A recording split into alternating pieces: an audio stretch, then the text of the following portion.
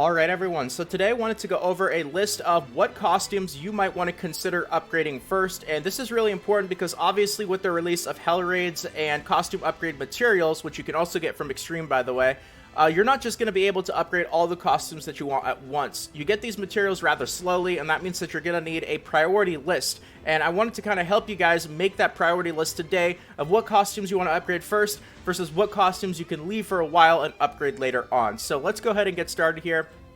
And as I always like to do for videos like this, I will use Escanor as my example. And the first thing that I want to talk about is not necessarily what you might want to upgrade first, but rather just a quick overview here of combat class, because it's actually the cosmetics and not the weapons that are going to end up giving you the most amount of combat class from upgrading them. So if that is your number one goal, is just increasing your combat class and not directly raw power, then you'd actually want to go with cosmetics before weapons. You can see here that a UR cosmetic is going to give you 1410 HP before you max it out, and the amount of combat class that is going to be is 1/5 of that. So 1410, you're looking at roughly 280 combat class, if my math serves me correct. I believe it's actually 282 to be exact. And when you end up upgrading it here, I don't have the exact materials, but I can go ahead and press this button anyway, just to see what it would be. And going up to 30, you can see here, that's the amount of materials that you need to max out any UR costume piece. And it's going to increase my HP from 1410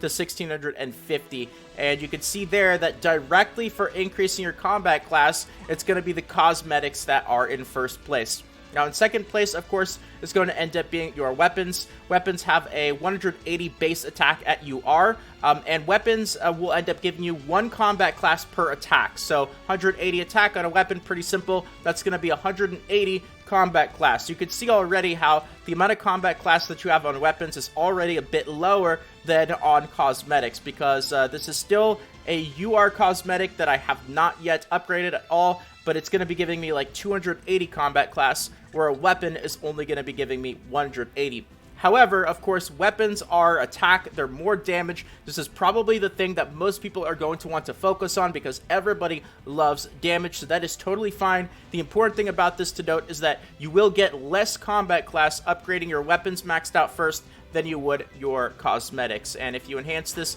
you could see pressing the same button right here. If we go up to 30, I know I can't press the max button if I don't have the material, so that's why I have to do this individually here.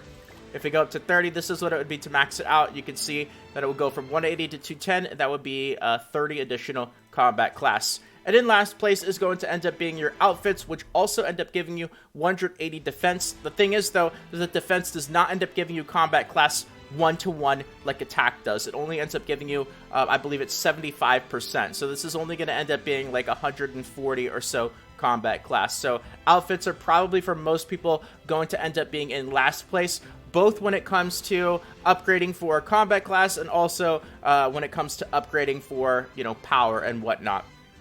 Okay, so now that we went over combat class, let's go over, you know, some other really important things that you're going to want to keep in mind. So it's totally okay to upgrade your weapons first rather than focusing on your cosmetics. Obviously, this is going to end up being what gives you the most power, but your number one goal when it comes to upgrade any of this stuff, whether it is weapons, cosmetics, or outfits, is longevity. You do not want to upgrade costume pieces that you feel like you are eventually going to replace, especially considering how much of a grind it takes in order to get the materials. You want to make sure that you're going to end up using those costumes for a long period of time. So what does this mean? This means that number one, you want to look for really good substats on your costume piece as well. And for each of the three different categories, I'll go over what you want to aim for.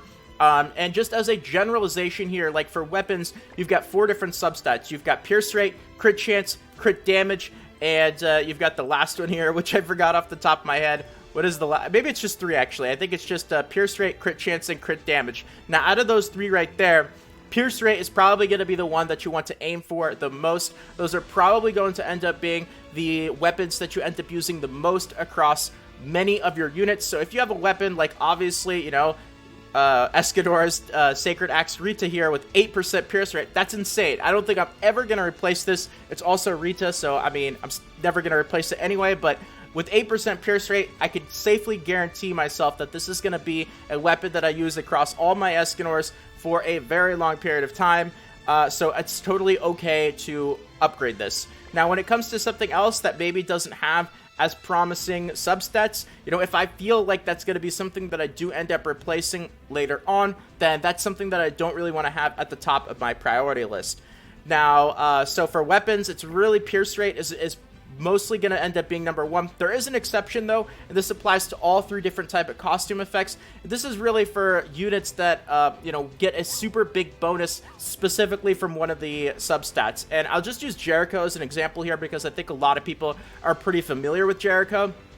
And if you take a look at her unique, you can see here, increases crit chance by 10% per hero skill use. So because she's just going to have a ton of crit chance from her passive, then in that case, I would probably want to prioritize crit damage. And maybe things that do have crit damage when it comes to weapons are going to take a bit higher of a priority than they would on other units. So, you know, Pierce is going to be the generalization for most units, but you do have to pay attention to what that unit's specific skill kit is, and if they have any bonuses to something that you might want to bump those up in the priority list a little bit.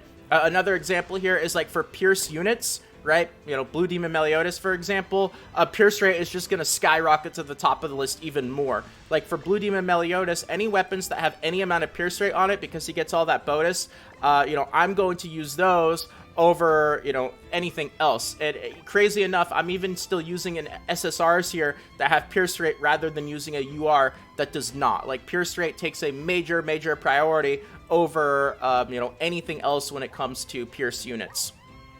Okay, so now let's get back to Escanor here, talk about some of those other examples, going back to the closet.